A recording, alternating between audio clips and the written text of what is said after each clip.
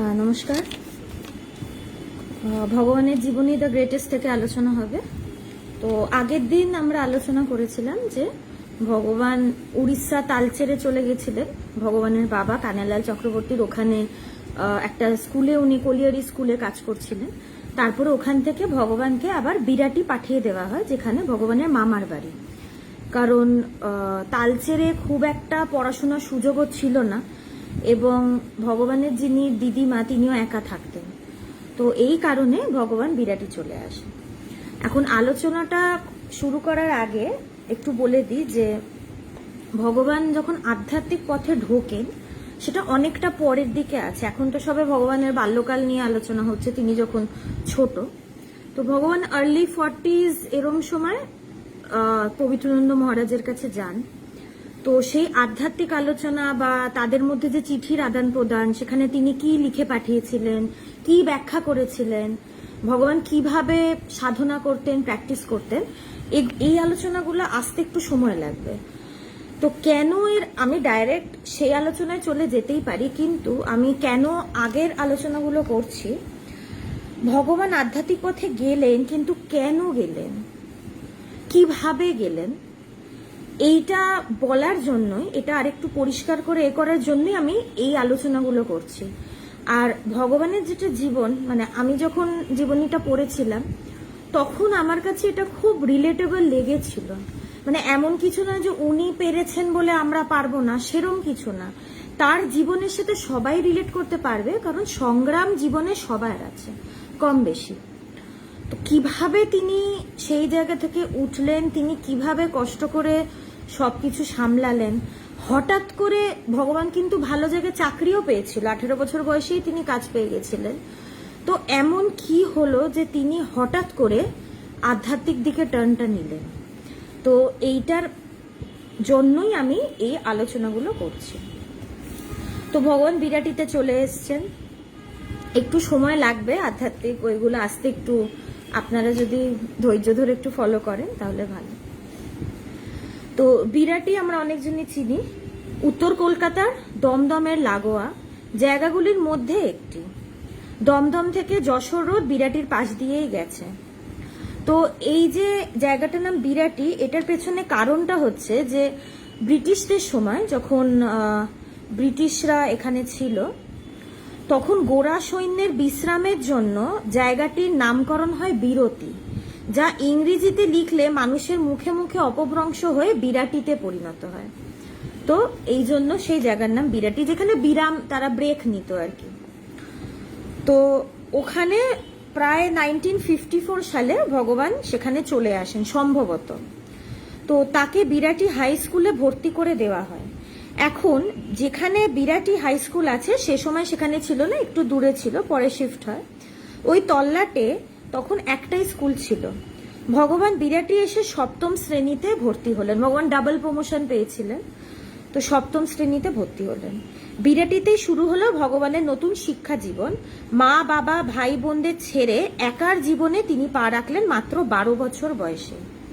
তো তিনি বিরাটিতে এসে স্কুলে ভর্তি হলেন, তখন তিনি একাই তার দিদিমার সাথে থাকতেন। তো ভগবানের দিদা ছিলেন শ্রীমতী সুরবালা দেবী। ভগবানকে পেয়ে খুব খুশি হলেন, স্বাভাবিক, কারণ তিনি একজন বয়স্ক মানুষ, তিনি একা একা থাকতেন। তো নাতিকে পেয়ে খুব খুশি। বিরাটিতে প্রথমে তিনি একা থাকতেন, তার ছোট ছেলে মণিপুরে চাকরি করতেন বলে মায়ের সাথে থাকতে পারতেন না। ছোট ছেলে মানে ভগবানের মামা। তাই প্রিয় নাতিকে পেয়ে তার একাকিত্ব ঘুচল। আর এই নাতি এমনই যে কেউ তাকে ভালোবেসে ফেলবে। সুরবালা দেবী তাকেই আশ্রয় করলেন। সুরবালা দেবীকে ভগবান দিদিমণি বলে ডাকতেন। ভগবানের দিদিমণি অত্যন্ত সৎ ও ধার্মিক নারী ছিলেন। ঈশ্বর চিন্তায় তন্ময় থাকতেন বলে তার আধ্যাত্মিক অনুভূতি যেমন জ্যোতি দর্শন আদি হয়েছিল। তো এইটা কিন্তু খুব, এখন ঈশ্বরকে পুজো আর্চা তো আমরা সবাই করি নিয়মিত। হ্যাঁ, অনেকজন চান টান করে ফ্রেশ কাপড় পরে পুজো করে, বা একদম সকালে উঠে প্রথমেই ঠাকুর ঘরে চলে যায়। কিন্তু জ্যোতি দর্শন তো আর সবার হয় না, বা জ্যোতি দর্শনী ব্যাপারগুলো কি সেগুলো আমরা ঠিক জানি না। তো ভগবানের দিদিমণি তিনি আধ্যাত্মিক দিক থেকে খুব সিরিয়াস ছিলেন। এখন পুজো আর্চা করা আর আধ্যাত্মিকতার মধ্যে কিন্তু একটু তফাৎ আছে। পুজো আর্চা এটা একদম প্রাইমারি লেভেলে। তো পুজো আর্চাটা কেন করতে বলা হয়? এখন আধ্যাত্মিকতায় কি বিভিন্নভাবে আধ্যাত্মিকতা করা যায়, সেটা ভক্তি দিয়েও করা যায়, বিচার দিয়েও করা যায়, কর্ম দিয়েও করা যায়, রাজ্য পথ দিয়েও করা যায়।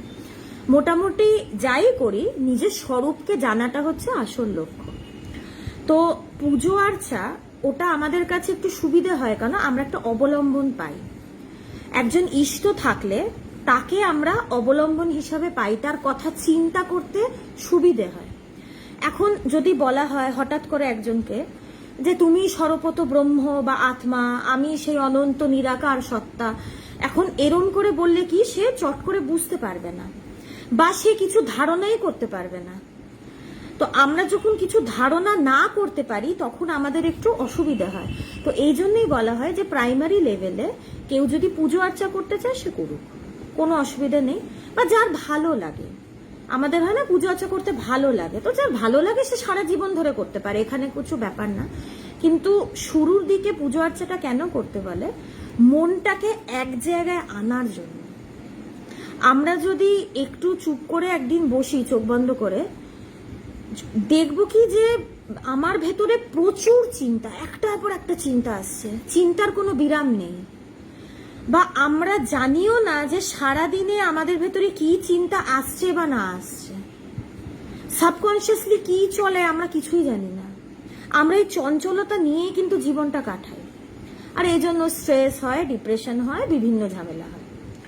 তো মনটা আমাদের ছড়িয়ে ছিটিয়ে থাকে, মাকড়সা যেমনি জাল ছড়ায় সেরকম জাল ছড়ানোর মতন। স্বামীজি এটা নিয়ে বলেছিলেন, খুব সুন্দর তিনি উদাহরণ দিয়েছিলেন যে আমাদের একটা মাকড়সা যেরকম নিজের থেকে ভেতর থেকে জাল ছড়ায়, আস্তে আস্তে বুনে বুনে সে জাল বানায়, আমাদের মনটাও বাইরে প্রজেক্টেড হয় এবং আস্তে আস্তে আমরা আমাদের নিজেদের এই জগৎটাকে রচনা করি। এই জন্যই জগৎটাকে মিথ্যা বলা হয়, এই জন্যই শঙ্করাচার্য বলছেন ব্রহ্মসত্য জগৎ মিথ্যা। আমরা রচনা করি, এই জগৎটা আমাদেরই মনের রচনা। কিভাবে বুঝবো? এই জগৎটা যদি বাইরে স্বাধীন কোনো এক্সিস্টেন্স থাকতো তাহলে সবার কাছে কিন্তু জগৎ একই রকম থাকতো। আমার কাছে আমার জগৎ যেরকম, আমার দাদার কাছেই কিন্তু তার জগৎ আলাদা, বা কোনো আমার যে আত্মীয় বা বন্ধু বান্ধব সবার কাছে কিন্তু জগৎ আলাদা আলাদা। কারণ এটা আমাদের মনের সৃষ্টি, আমার মন যেরকম আমি সেইভাবেই জগতের সৃষ্টি করি। তো যেহেতু আমাদের মনটা চঞ্চল, তাই আমাদের বাইরের যা কাজ হয় সেগুলো ভালো হয় না। আর সবাই আধ্যাত্মিক পথে যে চলতে শুরু করে, সবাই যে শুরুতেই ধ্যান করতে পারে তা কিন্তু নয়। ধ্যান করা কিন্তু খুব কঠিন, আস্তে আস্তে প্র্যাকটিস হতে হতে সেটা সহজ হয়। তো ওই জন্য বলা হয় যে শুরুতে পুজো আর্চা করো, যাতে তোমার যে মনটা ছড়িয়ে আছে সেটা যেন এক জায়গায় কেন্দ্রীভূত হয়, ফোকাসটা যেন আসে। তারপরে যখন আমি দেখছি যে মানে পুজো আর্চা করতে করতে আমার মনটা এক জায়গায় এসছে, এখন আমি ফোকাস করতে পারবো, পুজো করি বা জপ করি একই কথা, তারপরে বলে যে তুমি ধ্যানে বসো। যখন তোমার মনটা সব জায়গা থেকে একটু আস্তে আস্তে তুমি গুছিয়ে নিতে পারবে, তারপরে বলছে তুমি তখন ধ্যানে বসো। নিজের দিকে তাকাও, নিজের মনের দিকে তাকাও। ধ্যান বিভিন্ন রকমের হয়, এক একজন এক একভাবে ধ্যান করে। কেউ ধ্যানের মধ্যে সে বিচার করে, নিত্য অনিত্য, সত্য মিথ্যা সে বিচার করে। কেউ কি না একটা চিন্তা ধরে থাকে, তার ইষ্টের চিন্তা হোক, তার গুরুর চিন্তা হোক, বা তার গুরুর উপদেশ হোক, সে একটা চিন্তা মনন করতে থাকে এবং সেই কথাটার গভীরে যেতে থাকে। আবার আরেক প্রকারের ধ্যান হচ্ছে নিজের চিন্তার উৎসের দিকে তাকানো, এইভাবে ধ্যান ভগবান করতেন। এবং এই পদ্ধতিটা তিনি তখন কোনো শাস্ত্রেও পড়েননি এটার কথা যে বিভিন্ন ধ্যান কিভাবে করে। এই পদ্ধতিটা তার ভেতরে ন্যাচারালি এসেছিল, যে আমার চিন্তাটা কোথা থেকে উঠছে আমি সেই উৎসের দিকে তাকাই। তো বিভিন্নভাবে ধ্যান হয়। তো পুজো আর্চা করার উদ্দেশ্য যে সারা জীবন মোমবাতি ঘুরিয়ে গেলাম ঠাকুরকে আর প্রার্থনা করে গেলাম যে আমাকে এইটা দাও সেইটা দাও, এইটা কিন্তু পুজোর উদ্দেশ্য নয়। যদি পুজো ভালোই লাগে তাহলে তাকে, ঈশ্বরকে ভালোবেসে ঈশ্বরকে ডাকার জন্যই যেন শুধু ডাকি। কিছু পাওয়ার জন্য পুজো দিলাম, তুমি আমার এইটা করে দাও, আমি এখানে গিয়ে তোমাকে মানত করে না মানুষ, মানত করলাম, এইটা দিলাম ওইটা দিলাম, এইটাতে কোনো লাভ নেই। সারা জীবন আমি ধূপ ঘুরিয়ে যেতে পারি, কিন্তু তাতে আমার কোনো উন্নতি হবে না। তো ভগবানের যিনি দিদিমা, তিনি সিরিয়াস ছিলেন তো অবশ্যই, নাহলে তার জ্যোতি দর্শনটা হতো না। আধ্যাত্মিক পথে আমরা মনে করি কি যে পুজো করাটাই সব, ধর্ম আমাদের কাছে মানে পুজো করা, পুজো করছি মানে আমি খুব ধার্মিক, কিন্তু ধর্ম বা আধ্যাত্মিকতা কিন্তু এইটা নয়, এত ছোট কিন্তু নয়। এটা বলা হয় যে আধ্যাত্মিক জগতের কোনো ইতি নেই, এটা অনন্ত, বিশাল বিশাল, মানে গভীর জঙ্গলের মতো। এই জন্যই তো বলে যে গুরুকরণ করতে হয়, গুরুর কাছে গিয়ে দীক্ষা নিতে হয়, না হলে এই পথে চলা মুশকিল, মুশকিল না অসম্ভব, গুরু ছাড়া হবেই না। তো তিনি যে সিরিয়াস ছিলেন এটা কিভাবে বোঝা যায়, তিনি সবসময় ঈশ্বর চিন্তা নিয়ে থাকতেন। আধ্যাত্মিকতা 5 মিনিটের বিষয় কিন্তু নয়।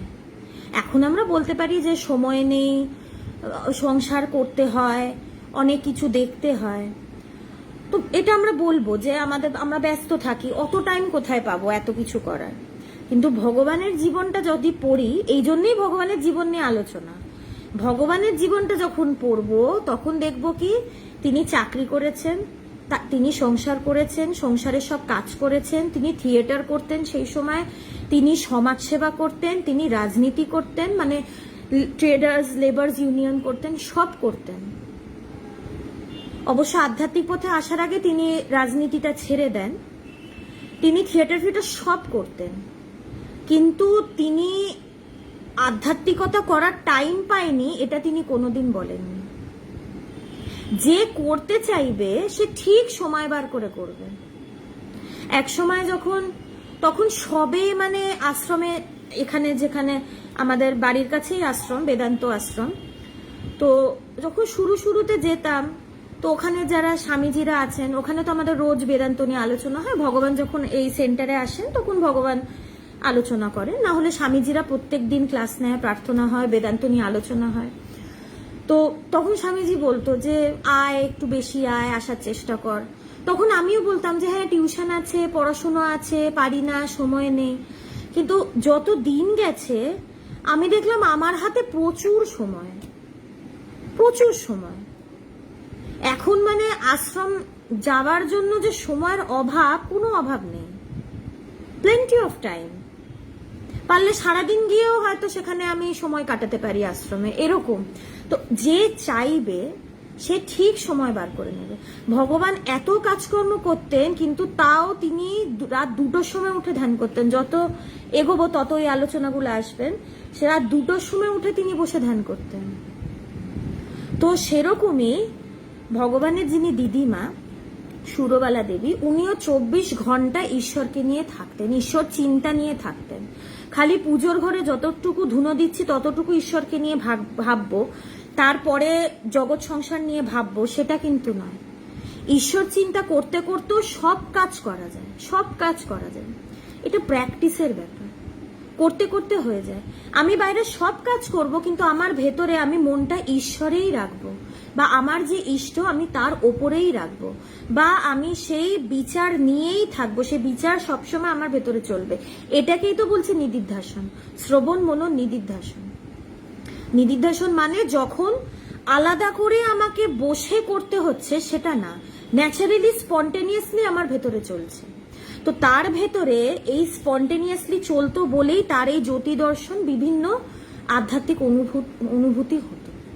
আধ্যাত্মিক জগতে প্রচুর ধরনের অনুভূতি, যারা যোগ করে তাদের একরকম অনুভূতি হয়, বিচারে একরকম অনুভূতি হয়, প্রচুর অনুভূতি।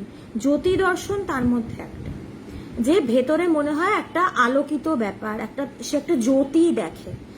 অনেকজন এক একভাবে দেখে, কেউ দেখে সে সেই জ্যোতিতে মিলিয়ে যাচ্ছে, চারিদিকে আলোকিত, একটা ভেতরে একটা পরিপূর্ণতার ভাব আসে, একটা স্নিগ্ধ ভাব আসে।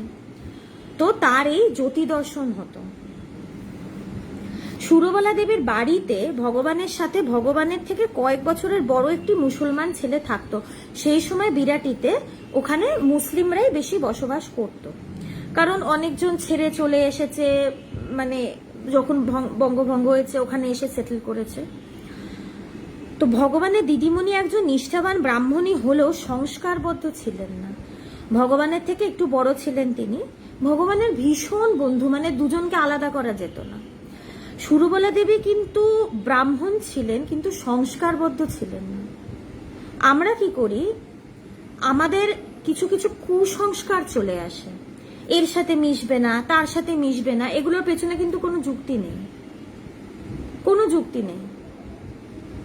হয়তো একজন সে খুব নিষ্ঠা সহকারে গীতা পড়ে, সে কৃষ্ণকে ভীষণ ভালোবাসে, কৃষ্ণের খুব ভক্ত, কিন্তু পরে হয়তো দেখছে যারা অন্য সেক্টের বা যারা অন্য ঠাকুরে বিশ্বাসী তাকে সে সহ্য করতে পারছে না। তাহলে বলতে হবে সে গীতাটাকে ঠিক করে পড়ে না। কারণ কৃষ্ণই বলছেন যে আমি সর্বভূতে, তিনি যদি সর্বভূতে হন তাহলে আমার ভেতরেও তিনি, অন্য অপরের ভেতরেও তো তিনি। তাহলে আমি কারোর সাথে মিশবো না কেন? সর্বভূতে তো তিনিই আছেন।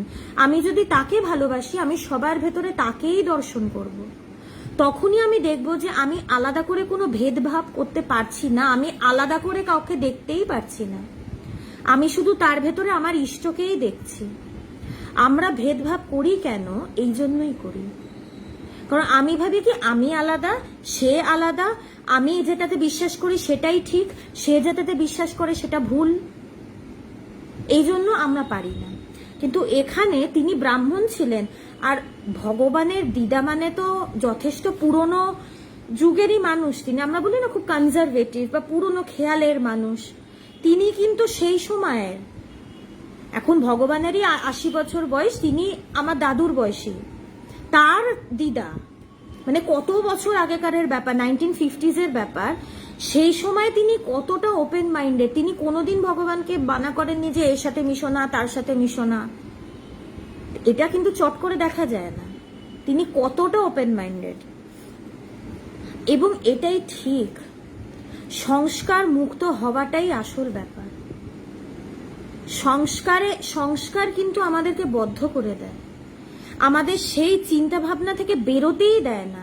আমরা সেই একই চিন্তা ভাবনা, সেই একই ট্র্যাক দিয়ে হাঁটতে থাকি, এবং এটা প্রশ্নও করি না যে আমার এই চিন্তাটা ঠিক না ভুল। সংস্কার এমনই জিনিস, একটা কিছু যে আমার সংস্কার, এটা আমরা বুঝতেও পারি না, কারণ আমরা ওটা করতে অভ্যস্ত, তাই তো সেটা আমার সংস্কার।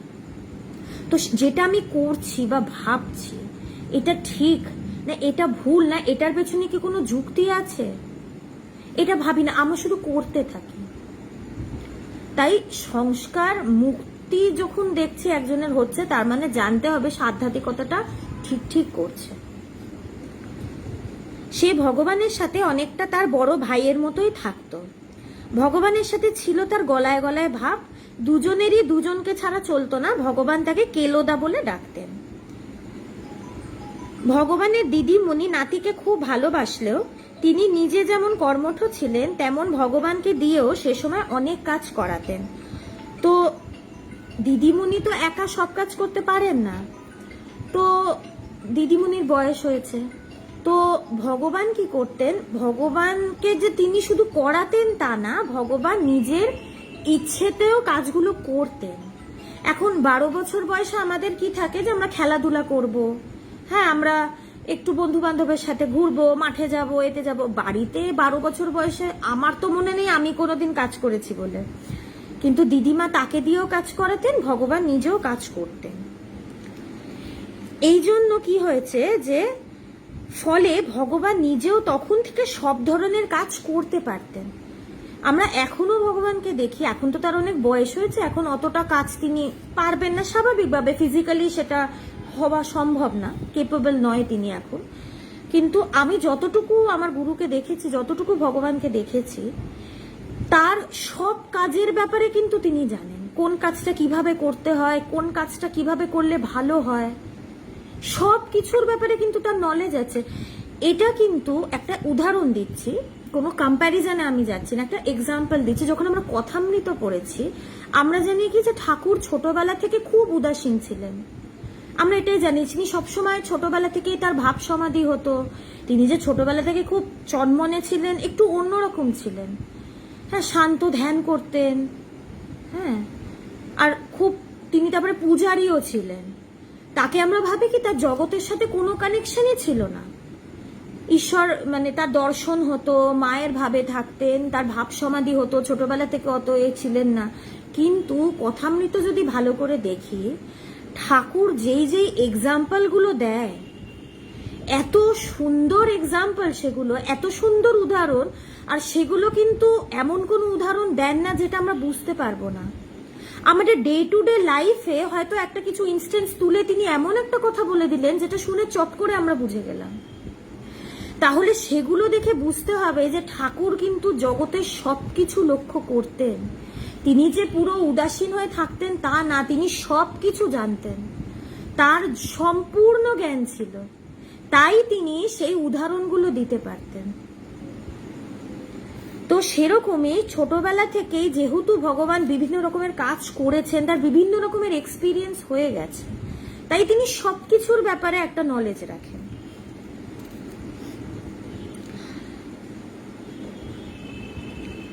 তিনি কর্মঠ ও কর্ম নিপুণ হয়ে উঠেছিলেন। দোকান বাজার করা ছাড়াও কেলোদার সাথে দিদিমণির ফাঁকা জমিতে নানা রকমের তরি তরকারি চাষ করে ফসল ফলাতেন। ভগবান ছোটবেলা থেকে প্রকৃতি প্রেমিক ছিলেন বলে নিষ্ঠা সহকারে বাগানে গাছ লাগানো, গাছে নিয়মিত জল দেওয়া, গাছগুলির যত্ন নেবার কাজগুলি তিনি করতেন, সেটা এখনো তিনি করেন। এখন তিনি মায়ের বাড়িতে আছেন, বিরাটিতে, যেটা আমাদের সেন্টার। মায়ের বাড়ির ছাতেই প্রচুর টবে গাছ বসানো, বসানো সব তিনি এখনো গিয়ে গিয়ে দেখেন। হয়তো তিনি ওরকম মাটি দেওয়া সেরম করতে পারেন না, কিন্তু সব ঠিকঠাক ভাবে মেনটেন করা হচ্ছে কিনা তিনি এখনো এগুলো করেন। আর সত্যি কথা, যখন ভগবান তার দিদিমণির সাথে থাকতেন, তখন ভগবানের মামা সে মণিপুর থেকে টাকা পাঠাতেন। তো এখন ওই সময় তো অত মাইনে মানুষের ছিল না, আর সেও গভর্নমেন্টেতেই কাজ করতেন। তো সেই ডিপার্টমেন্ট, তিনি যে ডিপার্টমেন্টে কাজ করতেন, হয়তো সেই ডিপার্টমেন্টে অত মাইনে ছিল না, তো তিনি পাঠাতেন, এবং সেখানে যিনি টাকাটা করতেন তাকেও কিছু বকশিস দিতে হতো। ভগবানের স্কুলের খরচা তো হয় মানুষের, সে দুটো মানুষ থাকুক আর যাই থাকুক, নিশ্চয়ই দিদিমার তখন চিকিৎসারও একটা ব্যাপার ছিল। তো এই যে ভগবান বিভিন্ন জায়গায় তিনি, মানে ভগবানের কি ছিল, তিনি যে ফাঁকা জমিতে খালি মানে সবজি ফলাতেন তা না, বিভিন্ন জায়গা থেকে, পুকুর থেকে মাছ ধরে আনা, এখান থেকে কাঁকড়া ধরে আনা, ফল পেরে আনা, তিনি সব করতেন। মানে তিনি সবসময় প্রকৃতির মধ্যেই তিনি ঘুরে বেড়াতেন, মানে খুব ডানপিটে ছিলেন ছোটবেলা থেকে। তো এই যে ভগবান এগুলো করতেন, এই যে নিয়ে নিয়ে আসতেন, পুকুরে মাছ ধরতেন, বা বিভিন্ন, তখন তো বললাম যে সেই সময় মুসলিমরা আশেপাশে বেশি থাকতো, কিন্তু তারা খুব ভালোবেসে মিলেমিশে কিন্তু থাকতো। মানে এক সময় যে রায়ের টায়ের দেখা গেছে সেটা কিন্তু নয়, তারা খুব মিলেমিশে করে থাকতো। তাদের হয়তো তাদের বাড়ির পাশে কোনো গাছ আছে, তাদের জমিতে কোনো কিছু হয়েছে, ফল বা কোনো সবজি, ভগবান সেখান থেকেও তুলে তুলে নিয়ে আসতেন, তারা ভগবানকে কিচ্ছু বলতো না।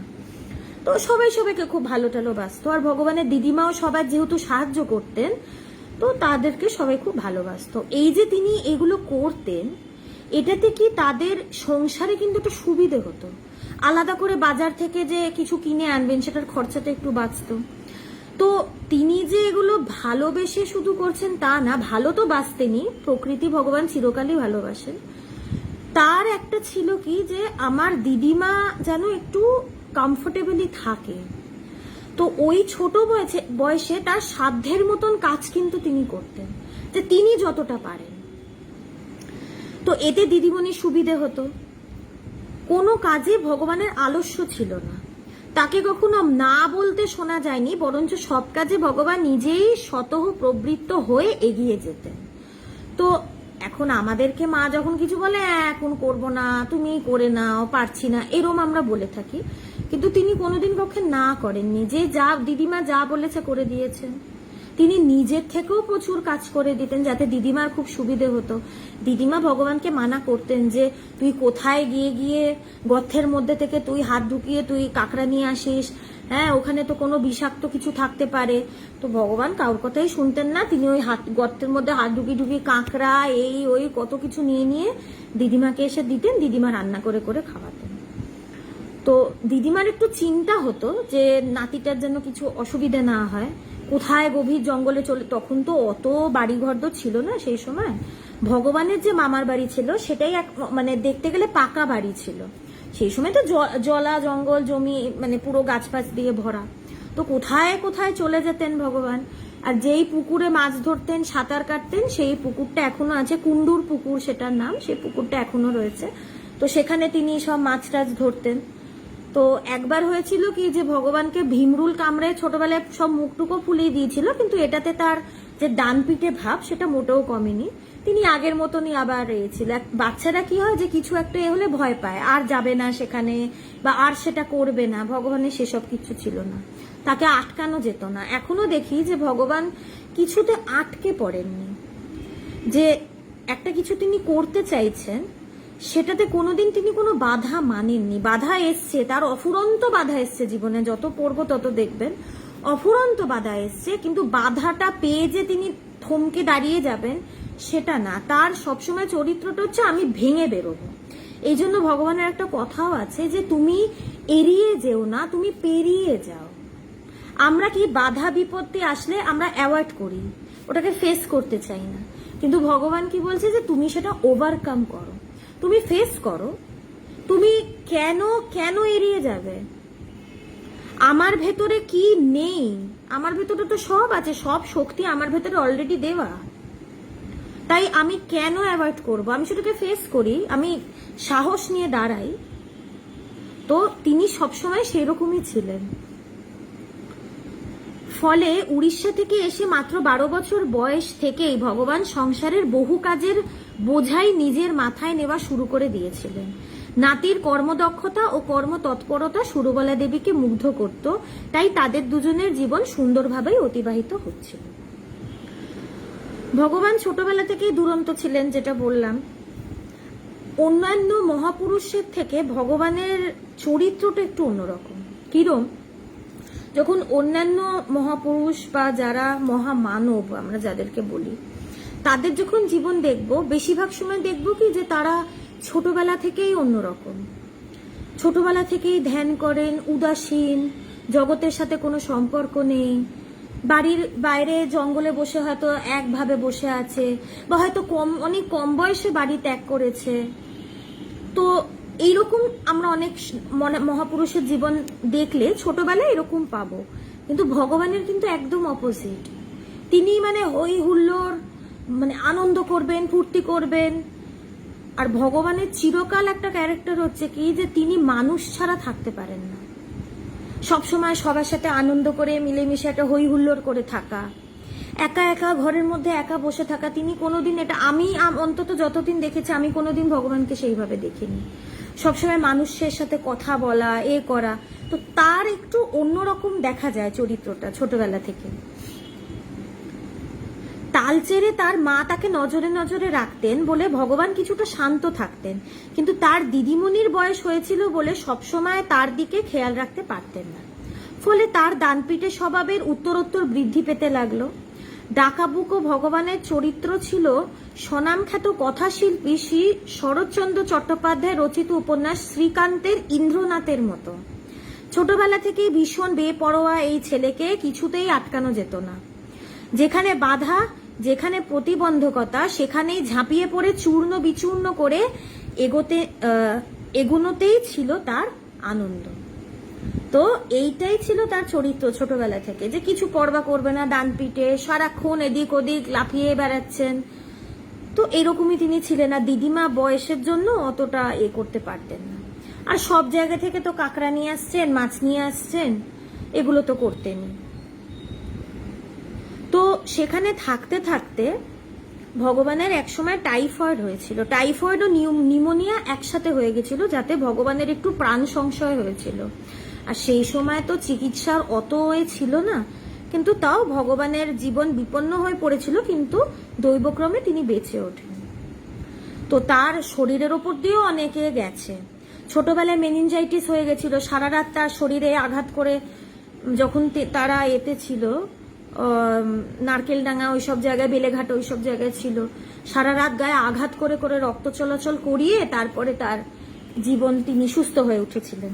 তো এখানেও তার টাইফয়েড ও মেনিনজাইটিস, নিউমোনিয়া হয়, কিন্তু তিনি সুস্থ হয়ে যান। ভগবানের দিদিমণির সাথে বিরাটি থাকার সময় কেলোদা ছাড়াও আরো অনেক বন্ধু জুটিয়ে ফেলেছিলেন ভগবান। তিনি অত্যন্ত মিশুক ছিলেন বলে সকলেই তাকে ভালোবাসত। ভগবানও একা থাকতে ভালোবাসতেন না, তিনি সর্বদাই মানুষকে ভালোবাসতেন।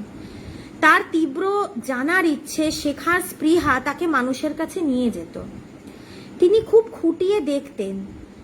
পড়ার বই মুখস্থ করার থেকেও ভগবান শিখতেন প্রকৃতি থেকে, জগৎ থেকে, শিক্ষা গ্রহণ করতেন সাধারণভাবে দিন যাপন করা পথ চলতি মানুষগুলোর থেকে। ভগবান পৃথিবীতে এসেছেন পৃথিবীকে দেখতে, প্রাণ ভরে দেখতেন, সব প্রাণ ভরে তিনি দেখতেন। তো আমরা যে আসি, আমরা ভাবি কি যে স্কুলে পড়ছি, এই শিক্ষাটাই সব। তারপরে যখন প্রফেশনে কোনো ঢুকবো, কোনো ক্যারিয়ার গড়ে মানে তোলবার চেষ্টা করব, তখন কাজ করতে করতে যা শিখবো সব, আর বাবা মা যা শিখিয়ে দিয়েছে সব, ওইটুকু। কিন্তু সব কিছুর থেকে শেখা যায়, আর সারা জীবন ধরে শেখা যায়। তো ভগবান যে শুধু বই থেকে কিছু পড়ছেন তা না, তিনি মানুষ দেখে শিখতেন। এখন এটা আমি একটা জায়গায় দেখেছিলাম যে বিদেশে একটা লাইব্রেরি আছে যেখানে কোনো বই পাওয়া যায় না। এখন এটা শুনে মনে হবে এটা কি ধরনের লাইব্রেরি যেখানে কোনো বই নেই। সেখানে ব্যাপারটা কি হয়, সেখানে প্রচুর মানুষ আসে এবং তারা অচেনা, তারা কেউ কাউকে চেনে না, কিন্তু তারা বসে নিজেদের জীবনের কথা বলে, যে তার জীবন কিরকম, তার জীবনে কি কি এক্সপিরিয়েন্স, এবং সেটা শুনে দুজনেই দুজনের কথা বলে, এবং সেটা শুনে দুজন দুজনের থেকে শেখে। আমার এত সুন্দর লেগেছিল এই কনসেপ্টটা, যে খালি যে বই পড়ে শিক্ষা হয় তা কিন্তু নয়, বা বাবা মার থেকে শিক্ষা পেলাম, স্কুলের থেকে হিস্ট্রি, জিওগ্রাফি এইসবের শিক্ষা পেলাম, কিন্তু মানুষের থেকেও শেখা যায়। কারণ পৃথিবীতে প্রত্যেকটা মানুষ আলাদা, কারোর সাথে কারোর কোনো মিল পাওয়া যাবে না। তাদের থেকে শেখা, প্রকৃতির থেকে শেখা। এবং ভগবান খুব ছোটবেলা থেকে তার ভেতরে প্রচুর কিউরিওসিটি ছিল। তিনি সবার কাছে গিয়ে গিয়ে শুনতেন, তিনি নতুন কিছু জানতে চাইতেন, একটা শেখার ইচ্ছে ছিল তার। তাই সবার কাছে তিনি ছুটে ছুটে যেতেন, তিনি সবকিছু খুঁটিয়ে খুঁটিয়ে দেখতেন, বোঝার চেষ্টা করতেন। আর সাধারণত ভাবে 12-14 বছর বয়সে এই ব্যাপারটা বাচ্চাদের ভেতরে দেখা যায় না। তখন আমাদের একটা কেয়ার ফ্রি লাইফ, আমরা বেশিরভাগ যেভাবে লাইফ কাটিয়েছি, স্কুলে যাব, বন্ধুদের সাথে আড্ডা মারবো, হ্যাঁ একটু, যদি এখন তো খেলাধুলার কোনো স্কোপ নেই বাচ্চাদের, তো আগে তাও আমরা একটু খেলার সুযোগ পেয়েছি, একটু ঘুরবো, পড়াশুনো করবো একটু, এইরকম। কিন্তু সেই সময় তার এই যে নতুন কিছু জানার ইচ্ছে, নতুন কিছু করব, শিখবো, এটা একটা খুব অন্যরকম, মানে তার মানে চরিত্রের একটা খুব অন্যরকম দিক। সেই জন্যই ভগবানের অন্তর প্রকৃতি তাকে প্ররোচিত করত ইন্দ্রনাথের মতোই বন, বাদার, জলে, জঙ্গলে, মাঠে ঘাটে ঘুরে বেড়াতে। প্রকৃতি তাকে শেখাতো, তিনি প্রকৃতি থেকে অনেক কিছু শিখতেন। এবং ভগবানের যেটা দেখেছি, তিনি তার থেকে বয়সে বড়দের সাথেও কিন্তু তিনি মিশেছেন। এটা নয় যে আমরা কি নিজেদের বয়স হলে আমরা একটু কমফর্ট ফিল করি যে বন্ধু, কিন্তু তিনি বড় দাদাদের সাথেও তিনি মিশেছেন। তাই উড়িষ্যা থেকে বাবা মাকে ছেড়ে এসে মাত্র 2 বছরে ভগবান বিরাটিতে কাটিয়েছিলেন, কিন্তু এই 2 বছর তাকে খোলনলচে পাল্টে দিয়েছিল। এখানে তার অন্তরের প্রকৃতির এক বিশাল পরিবর্তন সাধিত হয়েছিল। এই 2 বছরে ভগবান কানাইলাল চক্রবর্তী ও ইন্দুপ্রভা দেবীর সন্তান থেকে বিশ্ব প্রকৃতির সন্তান হয়ে উঠেছিলেন। সেজন্যই 2 বছর পরে যখন ভগবানের মা বাবা বিরাটি আসেন, তারা ভগবানের মধ্যে আগের সন্তানটিকে খুঁজে পাননি। কারণ তারা 2 বছর পরে যখন ভগবানকে দেখে, ভগবান তখন অনেক ম্যাচিওর, মানে সেই কম বয়সেই তিনি অনেক ম্যাচিওর হয়ে উঠেছেন। 14 বছর বয়সে সংসারের সব কাজ জানা, জগৎ কিভাবে চলে, মানুষের মন কিরকম, জগতের বিভিন্ন কাজ তিনি সবকিছু তখন জেনেছিলেন বা শিখে ফেলেছিলেন। তো তিনি অনেক ম্যাচিওর। তো তাকে দেখে তার বাবা মা ভেবেছিল যে এই ছেলেটাই কি আমাদের ছেলে। সেই জায়গায় দেখেছিলেন একটি পরিণত ছেলেকে, যদিও সে তখন বয়সে অনেক ছোট। এই সময়টা ভগবানকে নিজের ওপরে দাঁড়ানো শিখিয়েছিলেন। তখন তো তার মাথার ওপর বাবা মা নেই, তো তখন নিজের পায়ের ওপরে দাঁড়িয়ে কাজ করা, দিদিমাকে সাহায্য করা নিজে থেকে, এইটা তখন তিনি করেছিলেন।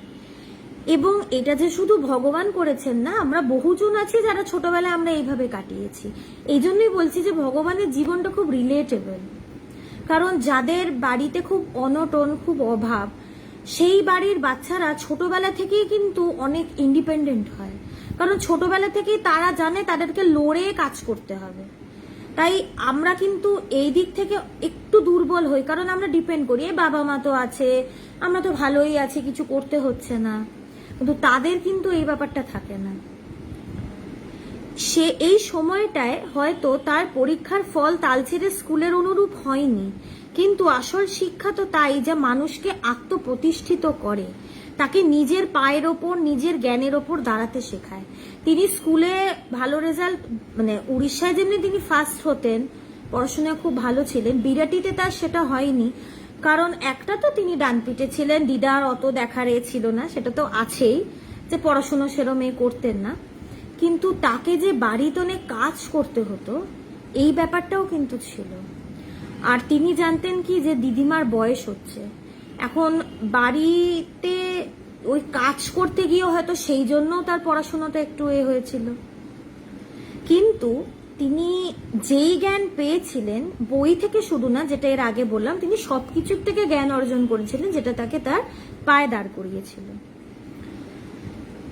সেই হিসেবে এই 2 বছর ভগবান ঋষি সত্যকামের মতো যথার্থ শিক্ষায় শিক্ষিত হয়ে উঠেছিলেন, যেখানে শারীরিকভাবে 2 বছর বড় হয়ে উঠেছিলেন, মানসিকভাবে বেড়ে উঠেছিলেন তার চেয়ে বহুগুণ বেশি। তো এইটা আবার একটা নতুন চ্যাপ্টার, এই চ্যাপ্টারটা একটু বড়।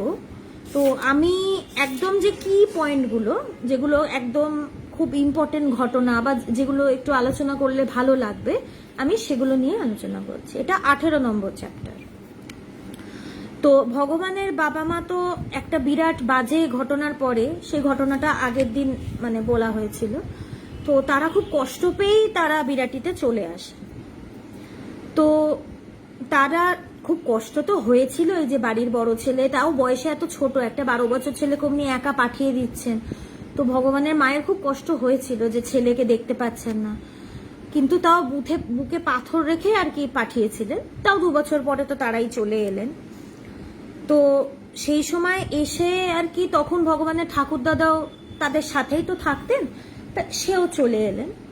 তো ভগবানের যে বাড়িটা, মানে মামার বাড়িটা, সেখানে 2টো ঘর। তো সেইখানে এসে এখন গোপালচন্দ্র চক্রবর্তী, ভগবানের ঠাকুরদাদা তো জমিদার ছিলেন, সেই মেজাজও ছিল। তো এইখানে এসে তিনি একদমই ভেঙে পড়েছিলেন। তাও এতদিন তিনি বুকের কষ্টটা চেপে রেখে তিনি দিন কাটাচ্ছিলেন, কিন্তু এখানে এসে তিনি একদমই ভেঙে পড়েন। কারণ তখন আগে কি ভগবানের বাবা মা আর ভগবানের ঠাকুমা ঠাকুরদাদা, কিন্তু এখন সাথে থাকছেন ভগবানের দিদা, ভগবানের ভাই হয়েছে স্বপন যার নাম, এবং বোনও হয়েছে।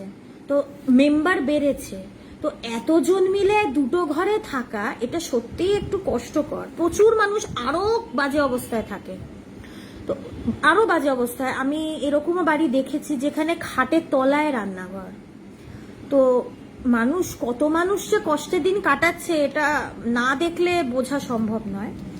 তো এতগুলো মানুষ, আর তখন সেই ঘর তো আর বিরাট বড় বড় ঘর নেই যে খুব স্পেশিয়াস ঘর, 2টো ঘরে 7-8 জন মিলে থাকা, এটা একটা মানে খুব আনকমফোর্টেবল আর খুব কষ্টের একটা তো ওই বাড়ি থেকে ভগবানের দাদু চিৎকার করে কেঁদে উঠে বললেন, তুমি কই লইয়া আইলা বড় বৌমা, এইটুকু জায়গায় তো আমার কুত্তাটাও থাকে না। মানে যখন সে জমিদার বাড়িতে থাকতো তখন কত বিলাসিতার মধ্যে থাকতো।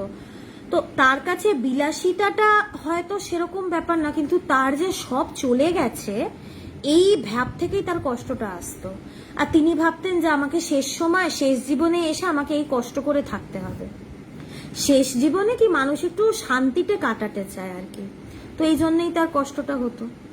তখন তার এই কষ্টের আর কে তার কষ্ট কে আর লাঘব করবে, তো তার বৌমাও চুপ করে থাকতেন। তো সেই সময় তারা তো বেসিক্যালি রিফিউজি, সেই সময় গভর্নমেন্ট রিফিউজিদের জন্য প্রচুর কিন্তু স্কিম বার করেছিলেন তাদের সুবিধের জন্য, খাওয়া দাওয়া এ করা। তো জমিও দেওয়া হচ্ছিল, কিন্তু ভগবানের দাদু বলেছিল যে আমি জমিদার, আমি আবার গভর্নমেন্টের থেকে জমি নেব কেন। তো তার এই ব্যাপারটা ছিল বলে জমি সে নেয়নি। কিন্তু ভগবানদের অবস্থাটা তাও বেটার ছিল, তাও তো তাদের মাথার উপর একটা ছাদ ছিল, তারা পাকা একটা বাড়িতে থাকতে পারছিলেন। প্রচুর রেফিউজি সেই সময়, তারা সেই রেফিউজি উদ্বাস্তুদের যে শিবির হতো সেই শিবিরে থাকতে হতো, মানে তাদের কষ্টটা আরো কত বেশি। তাও তো ভগবানদের মাথার উপর একটা ছাদ ছিল। এবং সেই সময় রিফিউজি সার্টিফিকেট এইটা থাকলে স্কুলে ইজিলি ভর্তি করা যেত। তো মানে কিছু জায়গায় তাদের সুবিধে হয়েছিল, যে আলাদা করে খুব একটা মানে অসুবিধে, অনেক জায়গায় সুবিধে হয়েছিল যেহেতু গভর্নমেন্ট কিছু স্কিম করে দিয়েছিল। আর সেই সময় ভগবানের যে পিস্তত দাদা ছিল হরিদাস বন্দ্যোপাধ্যায়, যার কথা আগেও বলা হয়েছে, তিনিও তখন বড় হয়ে উঠেছেন এবং তিনি ছিলেন নেতাজি সুভাষচন্দ্র বোসের প্রতিষ্ঠিত ফরওয়ার্ড ব্লক পার্টির একজন কার্যকরী সদস্য। তো তিনিও ভগবানের ফ্যামিলিকে প্রচুর সাহায্য করতেন। তো সেই সময় ভগবানের তো খুব মেধা ছিল, পড়াশোনাতে খুব ভালো ছিলেন। তো ওই সময় যে বিরাটি হাই স্কুল, সেখানে পড়াশুনোর যে মান সেটা অতটা ভালো ছিল না, স্টুডেন্ট তো বেশি ছিল না, টিচাররাও অত হয়তো কোয়ালিফাইড ছিলেন না, বা সেই রকম হয়তো ভালো পড়ানো হতো না।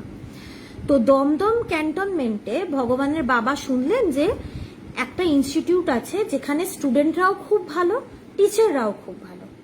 তো বৈদ্যনাথ ইনস্টিটিউট, সেইখানে মানে এসে ভগবান ক্লাস 9-এ ভর্তি হলেন এবং ওখানে ভালো শিক্ষক শিক্ষিকার জন্য তার পড়াশোনাটা একটু ভালো হলো আর কি।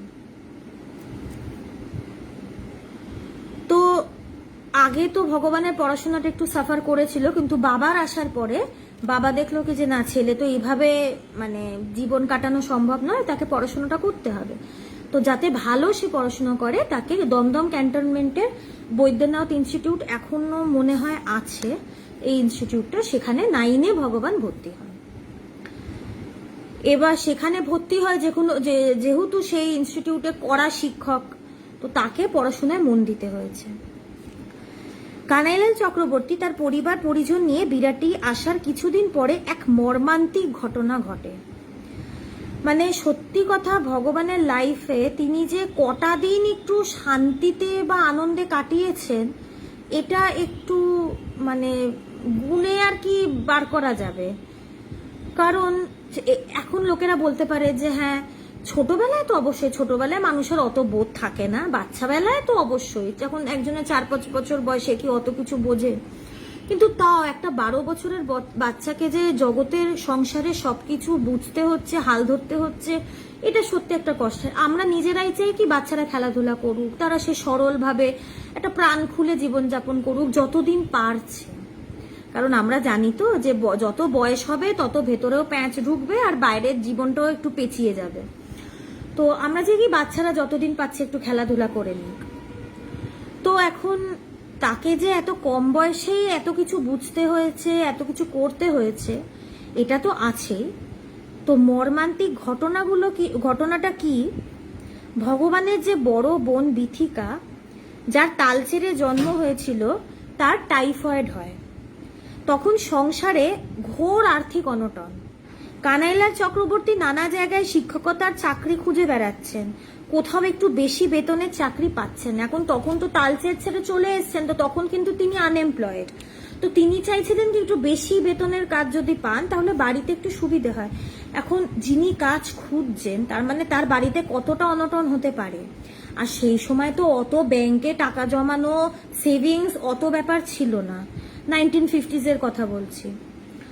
তো সেই সময় তার মেয়ে বিথিকা টাইফয়েড, আর সেই সময় টাইফয়েডেরও চিকিৎসা সেরম ছিল না। সংসার চালাতে খুবই প্রতিকূলতার মুখোমুখি হতে হচ্ছে। সেই নিদারুণ অবস্থার মধ্যে একমাত্র কন্যা সন্তানের টাইফয়েডের মতো মারণ রোগ ধরা পড়লো। সেই সময় টাইফয়েডটা মানে একটা প্রাণঘাতী রোগ, খুব ফেটাল। তার যথার্থ চিকিৎসার জন্য পয়সা বাবা মায়ের কাছে ছিল না। মানে এটা কষ্ট, সেই মেয়েটা কষ্ট পাচ্ছে সেটা তো আছেই, বাবা মা কিছু করতে পারছে না তার সন্তানের জন্য, এই কষ্টটা বাবা মাদের জন্য খুবই মানে, যখন বাবা মারা দেখে যে সন্তানের জন্য সে কিছু করতে পারছে না তখন যে কত তার ভিতরে কষ্ট হয় সেটা মানে যতক্ষণ না একজন বাবা মা হচ্ছে সে বুঝতে পারবে না।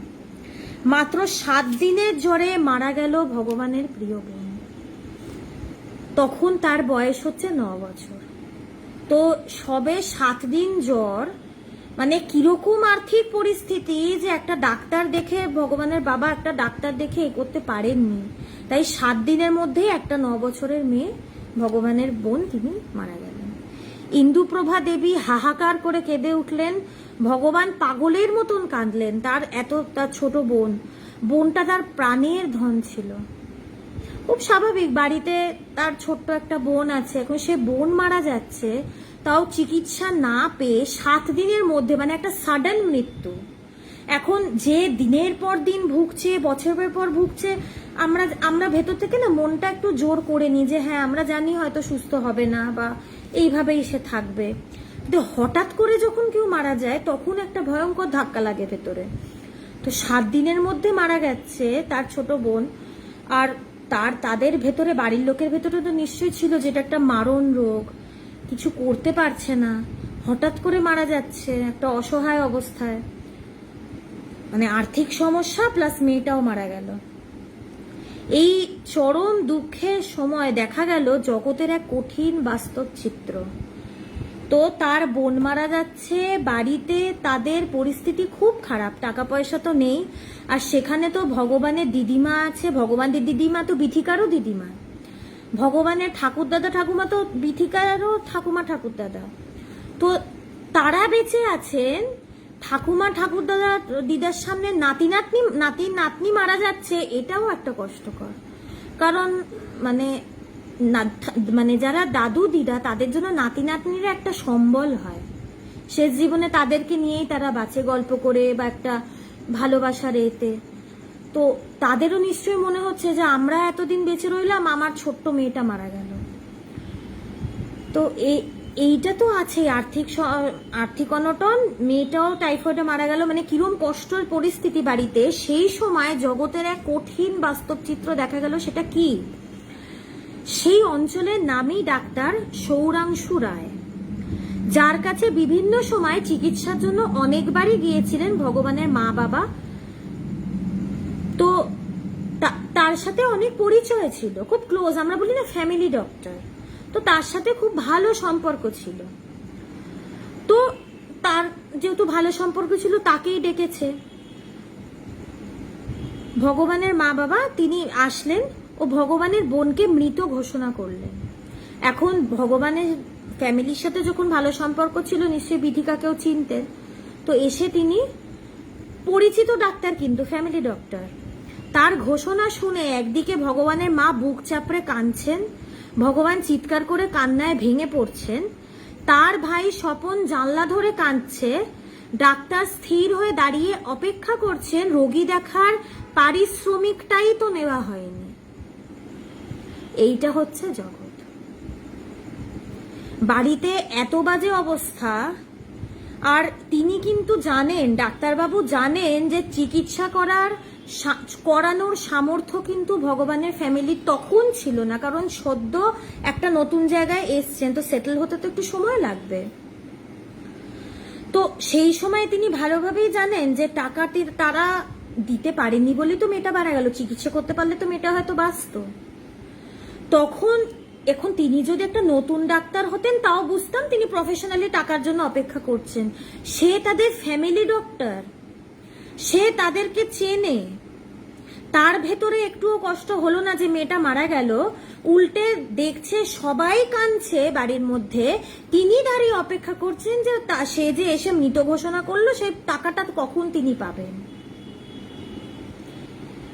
এইভাবে এই দেখে কিন্তু ভগবান বড় হয়েছে, এই রকম অবস্থা দেখে। এরপরে যখন আরো ঘটনা পড়বো সেই ঘটনা দেখে আমরাই ভাববো যে জগতের মানুষদের একই পরিস্থিতি, এরকমও মানুষ, এদেরকে মানুষ কি আদৌ বলা যায়? তো এই ছোট বয়স থেকে ভগবানকে এইসব দেখতে হয়েছে, একটা 14 বছরের ছেলে। আর আমি যখন এটা পড়েছিলাম আমারই এত খারাপ লেগেছিল যে আমি যদি সেই ডাক্তারের জায়গায় থাকতাম, আমি তাদেরকে সান্ত্বনা দিতাম, যেহেতু আমি তাদেরকে চিনি, বলতাম যে না না কিছু লাগবে না, কতই আর বেতন, হয়তো বাড়িতে এসে তখন এখন হয়তো 500 টাকা ভিজিট ফি, হোম ভিজিট, তখন আরো কম, কিন্তু তাদের জন্য অনেক বেশি। আর আমি যদি জানি যে তাদের আর্থিক সমস্যা, আমি কি বলবো ঠিক আছে না না কোনো ব্যাপার না, কিন্তু তিনি দাঁড়িয়ে আছেন যে টাকাটা কখন পাবেন।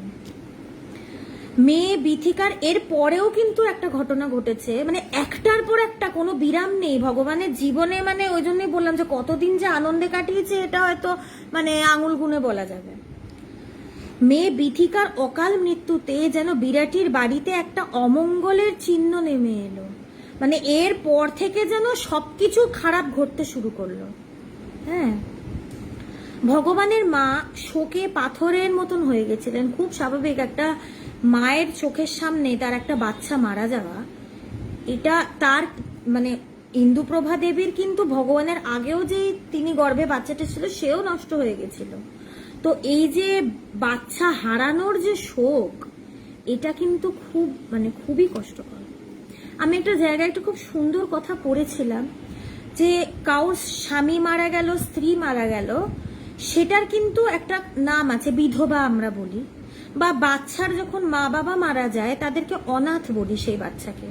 কিন্তু একটা বাবা মার যখন সন্তান মারা যায়, এটার কিন্তু কোনো শব্দ নেই, তার ওই পরিস্থিতি বা অবস্থাটা বোঝানোর কিন্তু কোনো শব্দ নেই, সেটা এতটা কষ্টকর।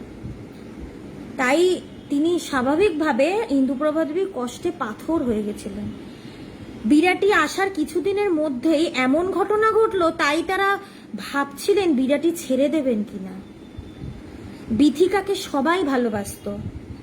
ক্লাস 3 ছাত্রী বিথিকার মৃত্যুতে তার school Birati free primary school একদিনে ছুটি ঘোষণা করেছিল।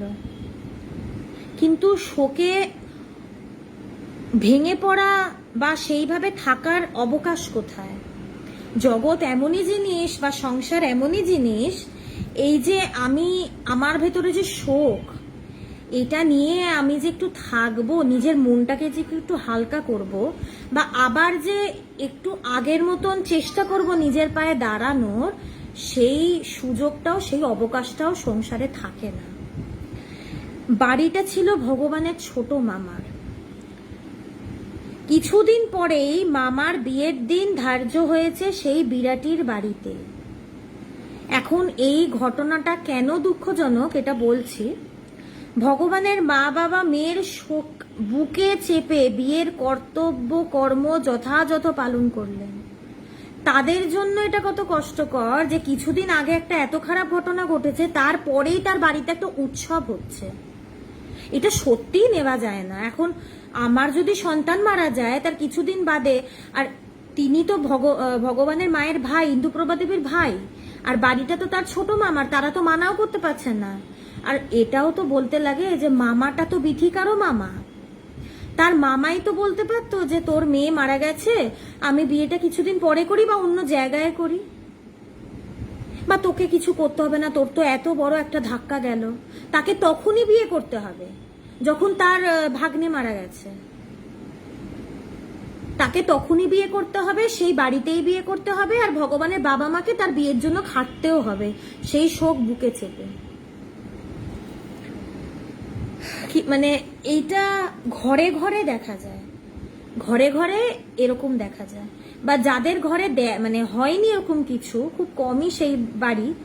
তো এইগুলো সত্যিই খুব কষ্টের।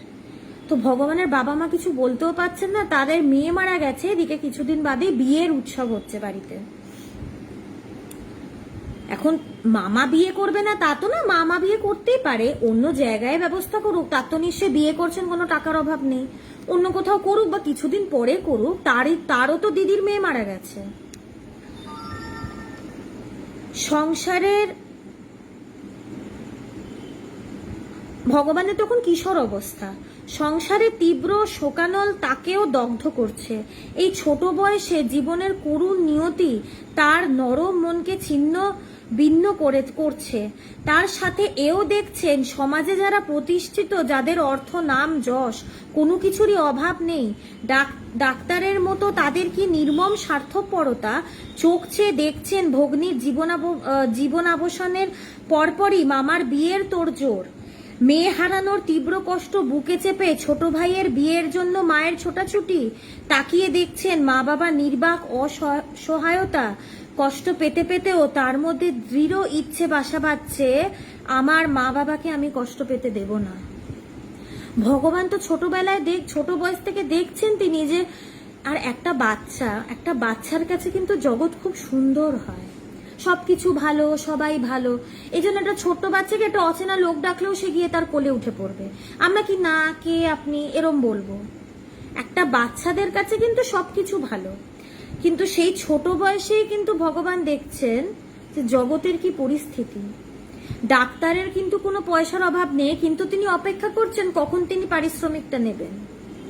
মামার তখনই মানে লাফালাফি করে বিয়ে করতে হচ্ছে, এবং মামার তো দিদি যার মেয়ে মারা গেছে, ভগবান বুঝছেন তার মায়ের কষ্ট, যে মাকে কত কষ্ট করে তার ভাইয়ের জন্য করতে হচ্ছে। তার মামা কিন্তু বুঝছে না, ভাই কিন্তু বুঝছে না তার দিদির কষ্ট, তো তার দিদিকে কষ্ট করে করতে হচ্ছে, আর দিদি তাকে ভালোবাসে বলেই তাকে মানা করছে না।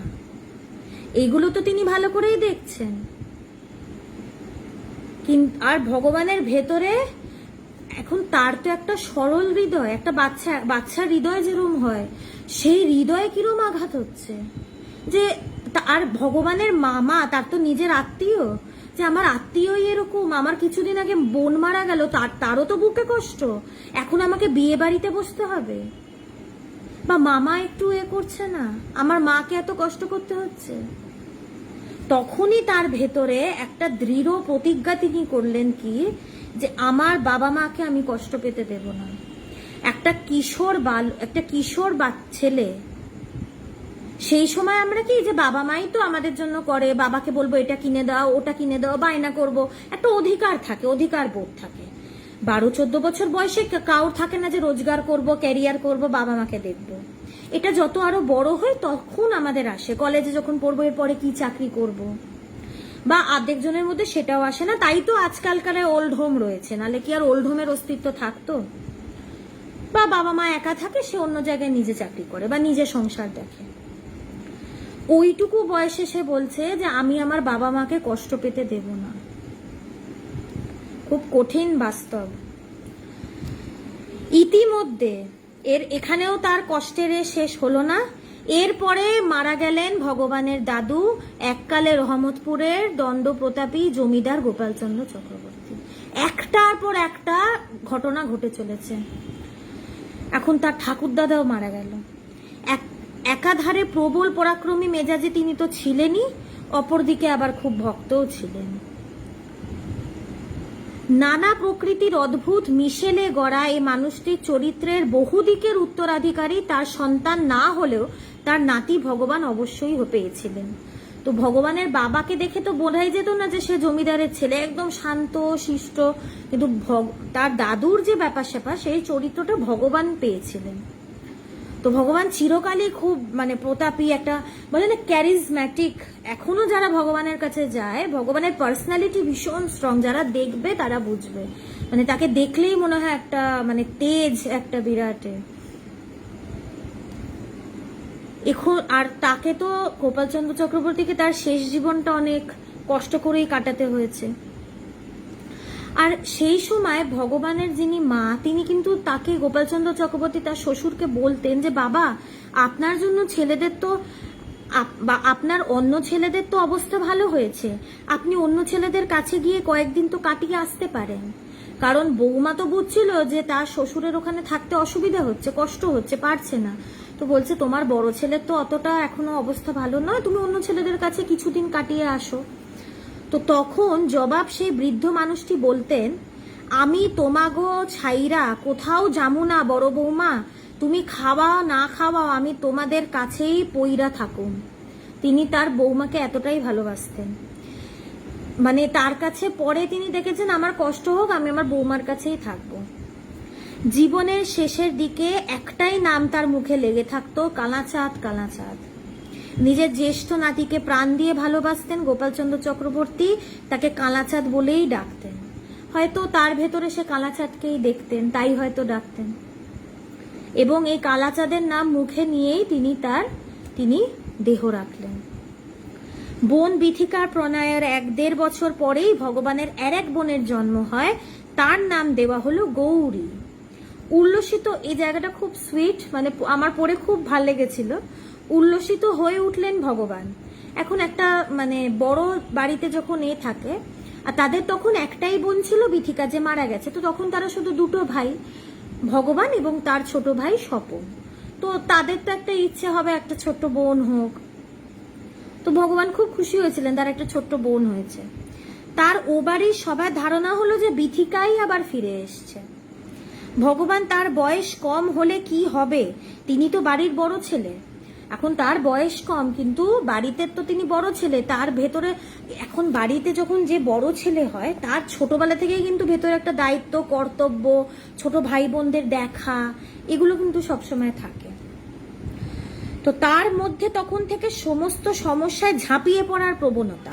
আর কম বয়সে, আর তার তো এটা ছিল যে কোনো বাধাই আমি বাধা বলে মানবো না, আমি সবকিছু ফেস করব।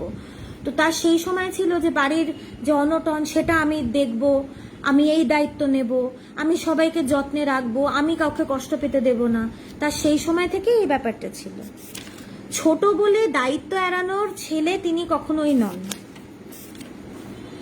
সমস্যাগুলির সমাধান কিভাবে হবে তা নিয়ে স্বাধীনভাবে ভাবতেন সেই 13-14 বছর বয়সে, যে কিভাবে আমি আমার মানে সামর্থ্য অনুযায়ী আমি কিভাবে করতে পারি কাজ। ভগবান ভাবলেন আমার বোন বিথিকা আবার ফিরে এসেছে, এবার ওকে কোনোভাবেই চলে যেতে দেব না। তখন তো সে ছোট, সর্বাগ্রে আমি রক্ষা করব আমার বোনকে। তো সেদিন ছোট বয়সে এটা বলছেন। তো আমার একটা খুব সুইট লেগেছে যে একটা দাদা কতটা তার বোনকে নিয়ে। কিন্তু বোনের জন্য কি করা যায়, তিনি কি করতে পারেন? তার তো টাকা পয়সা কিছুই নেই। অনেক ভেবে ভগবান ছাগল পোষা শুরু করলেন বোনকে দুধ খাওয়ানোর জন্য। ছাগলের নাম ছিল লক্ষ্মী। তো তিনি একটা ছাগল নিয়ে আসলেন। তিনি বললেন যে আমার বোনকে আমি আমার বুকের কাছে আগলে রাখবো, আমি কোথাও যেতে দেব না, আমি ওকে ভালো করে পুষ্টি করে আমি ওকে ছাগলের দুধ খাওয়াবো। তাই তিনি ছাগল পোষা শুরু করলেন এবং ছাগলের নামও দিলেন লক্ষ্মী, যে আমার বোন দুধ খাবে। কোনো কিছুই ভগবানকে কেউ বলে দেয়নি, বাড়ি থেকে কিন্তু বলেনি যে হ্যাঁ রে তুই ছাগল পোষ, তোর বোনকে দুধ খাওয়া। সে নিজে ভেবেছে যে আমি কি আমার বোনের জন্য আমি কি করতে পারি, ছোট্ট একটা বাচ্চা মেয়ে। তো সে নিজে ভেবেই এই কাজটা করেছিলেন। এসব করতে প্ররোচিত করেছিল এক দায়িত্ববান দাদার প্রেমময় মন। তো তার ভেতরে সেই সময় কত ভালোবাসা। এখন সে তো ভাবতেই পারতেন যে আবার বোন হয়েছে, আবার আমাকেই বোনকে দেখতে হবে, আমি তো কোনোদিন কিছু পেলাম না, আমার কিছু নেই, এগুলো কিন্তু তিনি ভাবেননি। বা অনেক সময় হয় না সিবলিং রাইভেলরি বলে, যে যখন একটা ছোট কেউ ভাই বোন হয়, বড় যে দাদা বা দিদি তার একটু হিংসা হয় যে সব ভালোবাসা সেই বাচ্চাটা পাচ্ছে। তো ভগবানের কিন্তু সেটা না, তার কি সে দাদা, তারই তো দায়িত্ব তার বোনকে দেখার, তিনিই দেখবেন, এরম একটা ভাব। তো এইভাবে তাদের জীবন মানে এই পরপর যে এত ঘটনা, খারাপ ঘটনা, এরপরে একটা ঘটনা তার হলো কি যে যেখানে তারা একটু আনন্দ পেলেন, সেটা হচ্ছে তার এই বোনের জন্ম, গৌরী জন্ম। তো এই ঘটনাগুলো দেখে সবাই আমরা বুঝছি যে তিনি কিভাবে স্ট্রাগল করে বড় হয়েছেন, বা তাকে ছোট বয়সে কি না কি দেখতে হয়েছে, যেটা আমরা হয়তো মানে পড়েই এত কষ্ট লাগছে, আমরা ফেস করলে হয়তো একটা চূর্ণ বিচূর্ণ হয়ে হয়তো ভেঙে পড়তাম। কিন্তু এখন প্রশ্ন হচ্ছে তাকে যে স্ট্রাগল করে বড় হতে হয়েছে, তাকে যে জীবনে সবসময় লড়তে হয়েছে, এইটার ফলেই কি তিনি আধ্যাত্মিক জীবনে এসেছেন? তা কিন্তু নয়। আমরা দেখি কি প্রচুর মানুষ জগৎ থেকে একটু আঘাত পেল, হ্যাঁ আর আমি ভাল লাগছে না, আমি সংসার ছেড়ে দিই, সে সংসার ছেড়ে দিল, বা সে তখন আধ্যাত্মিক জীবনে ঢুকলো। যারা এইরকম জগতের থেকে ধাক্কা খেয়ে হঠাৎ করে যাদের মনে হয় না না ছেড়ে দিই, চলে যাই, দূর আর ভাল লাগছে না, এটাকে বলে মর্কট বৈরাগ্য। এই বৈরাগ্য 2 দিন থাকে, 3 দিনের পর আর থাকে না। লাখে লাখে লোক কুম্ভে গিয়ে চুল মুড়িয়ে সন্ন্যাস নেয়, 2 বছর বাদেই আবার সংসারে ঢোকে। তো এই কারণেই কি তিনি আধ্যাত্মিক পথে এলেন? কারণটা কি, তিনি কেন আধ্যাত্মিক পথে, এটাই কি একমাত্র কারণ? এটা কারণ নয়, আর কারণটা কিন্তু অন্য, কারণটা কিন্তু সম্পূর্ণ অন্য। তিনি যে আধ্যাত্মিক পথে গেলেন সেটা ছিল সত্যের জন্য। এবং কেন তিনি হঠাৎ করে সত্যকে খুঁজতে শুরু করলেন, এইটাও তো অবশ্য একটা কারণ তো আছেই। জগতে যে ধাক্কা লেগেছে তার, আস্তে আস্তে যে এত তিনি ধাক্কা খেয়েছেন একটার পর একটা, এটা তো অবশ্যই একটা ক্যাটালিস্টের কাজ করেছে। মানুষ যখন ধাক্কা পায় তখনই সে বোঝে যে এই জগৎটা, সংসারটা অসার, এখান থেকে পাওয়ার কিছু নেই। তখনই সে ঈশ্বরের আশ্রয়ে আসে, বা সে তার গুরুর কাছে গিয়ে দীক্ষা নেয়, বা তখনই সে গুরুর আশ্রয় নেয়। এটা তো আছে। কিন্তু ভগবানের সত্যের প্রতি কিন্তু সবসময় একটা ভালোবাসা ছিল। এবং তিনি যে জগতে ধাক্কাটা পেয়েছিলেন, এই পেতে পেতে তার ভেতর একটা প্রশ্ন এসেছিল যে সত্য কোনটা? এই জগৎটায় কি কোনো সত্য নেই? এই প্রশ্নের উত্তর পেতেই তার আধ্যাত্মিক পথে আসা। এবং কি এমন হয়েছিল, মানে একটা হয় না যে মানে এমন একটা আঘাত এলো যেখানে একটু বাকি ছিল সেটাও ভেঙে গেল। সেই ঘটনাটা কি ছিল সেটা অনেকটা পরে আসবে, কারণ এখন ভগবান বড় হবেন, চাকরিতে যাবেন। আমি তাও ইম্পর্টেন্ট ঘটনাগুলো আলোচনা করছি, বা একটু টাচ করে করে, মানে একটু ছুঁয়ে ছুঁয়ে আমি বেরোচ্ছি। এখন একদম লাইন টু লাইন পড়তে গেলে তো অনেকটাই টাইম লাগবে। আমি চেষ্টা করছি যে তাড়াতাড়ি আধ্যাত্মিক এটার মধ্যে ঢোকার, কারণ ওটা খুব ইন্টারেস্টিং এবং ভীষণ ভালো লাগবে সেই জায়গাটা পড়তে, কিভাবে চিঠির আদান প্রদানের মাধ্যমে তাদের কথা হচ্ছে, এবং সেই চিঠিগুলো কি মারাত্মক এক একটা আধ্যাত্মিক বেদান্তের চিঠি, অদ্বৈত বেদান্তের চিঠি। এই বইতে চিঠির কিছু কিছু অংশ তুলে রাখা, কিন্তু সেই বইটা আমাদের কাছে আছে, আমাদের আশ্রমে, আমাদের সেন্টারে, প্রত্যেকটা সেন্টারে সেই বইটা অ্যাভেলেবেল। আমি সেই পুরো চিঠিটা নিয়েই আলোচনা করব, যাতে পুরো এটা থাকে যে পবিত্রানন্দজি পুরোটা কি বলেছেন সেটা নিয়ে, পুরোটা নিয়েই আলোচনা করব। তো আমরাও জীবনে দুঃখ কষ্ট পাই, কম বেশি পাই, কিন্তু আমাদের ভেতরে এই প্রশ্নটা আসে না যে সত্য কি। আধ্যাত্মিক পথ কিন্তু শুরু হয় কোয়েশ্চেন দিয়ে, আমি কে বা সত্য কি, এই দুটো প্রশ্ন দিয়ে আধ্যাত্মিকতা শুরু। আর আধ্যাত্মিকতা শেষ কোথায়? যখন এই দুটোর প্রশ্নের উত্তর আমি পেয়ে যাব। তো তার এই জন্যই প্রশ্নটা শুরু হয়ে, মানে প্রশ্ন থেকে তার পথে চলা শুরু। আমাদের ভেতরে এই প্রশ্নটাই আসে না, কারণ আমরা হাজার ধাক্কা পাই, ভাবে কি যে হ্যাঁ ঠিক আছে এখন ধাক্কা পেলাম, ভবিষ্যতে যদি ভালো থাকতে পারি। এই যদিটাকে ধরেই আমরা সারা জীবন কাটানোর চেষ্টা করি, আর শেষ অবধি গিয়ে দেখি যে না, কিছুই পেলাম না। ভগবান কি, তিনি যদিটাকে ধরেননি, তিনি সঙ্গে সঙ্গে প্রশ্ন করেছিলেন সত্য কি। আর এই জন্যই তিনি আধ্যাত্মিক পথে এলেন। আধ্যাত্মিক পথে শুধু হাঁটা শুরু করলেন না, তিনি আধ্যাত্মিক পথের শীর্ষে পৌঁছালেন। তো সেই সব আলোচনা আস্তে আস্তে হবে। আজকে এই অবধি থাক, এরপর থেকে মানে পরের শনিবারে আবার আলোচনা হবে। শনিবার আলোচনা করব যে তারা ভগবান যে দিন যাপন করছে, তারা কিভাবে তার ডে টু ডে লাইফ যাপন করতো। এখন তিনি কটায় ঘুম থেকে উঠতেন, বাথরুমে যেতেন, সেই সব আলোচনা নয়, মানে তাদেরকে জিনিসপত্র জোগাড় করার জন্য কতটা কষ্ট করতে হতো, স্ট্রাগলটা যেটা ছিল সেটা নিয়ে আলোচনা করব, যে কিভাবে তারা স্ট্রাগল করেছে, ভগবানের মা, ভগবান। বা এই চ্যাপ্টারটা অ্যাকচুয়ালি খুব দুঃখেরই চ্যাপ্টার, কারণ এখানে এমন এমন কিছু ঘটনার উল্লেখ করা আছে যেটা পড়লে বা শুনলে খুব খারাপ লাগবে, যে বাবা এইটা কি ধরনের মানে পরিস্থিতি। তো সেইগুলো নিয়ে আমরা আলোচনা করব। আজকে এই চ্যাপ্টারটা শেষ করতে পারলাম না, তো তাকে কি কি সহ্য করতে হয়েছে, তিনি কি কি ভাবে কি ফেস করেছেন, পরের দিন আবার আলোচনা হবে। সবাই ভালো থাকবেন। অনেকজন অনেক কিছু প্রশ্ন করছে বা জানতে চাইছে, আমি আস্তে আস্তে ঠিক চেষ্টা করব আলোচনা করার। একজন হয়তো লিখছিলেন, আমি দেখছিলাম ঠাকুরকে নিয়ে আলোচনা করতে, তো আমি এই বইটা কমপ্লিট করে যদি ভবিষ্যতে সুযোগ হয় নিশ্চয়ই। আর এই বইতে ঠাকুরের প্রসঙ্গ আসবেই আসবে, ঠাকুরকে নিয়ে আলোচনা করতে আমি বাধ্য, ভগবানের এই বই পড়ার সময়, কারণ ভগবানের ইষ্টই হচ্ছেন ঠাকুর, ভগবান ঠাকুরের ছবি বুক পকেটে নিয়ে ঘুরতেন। তো এইটা নিয়ে আলোচনা 100 বার আসবে। আর এর অনেক দিন আগে অনেকজন বলেছিল সেই পবিত্রানন্দজির চিঠিগুলো নিয়ে আলোচনা করতে, সেটাও এই বইতে পাবো। তো আস্তে আস্তে আমি সব আলোচনাতেই আসবো। তো আজকে আপাতত এই অবধি, আবার পরের দিন সবার সাথে আলোচনা হবে। সবাই ভালো থাকবে।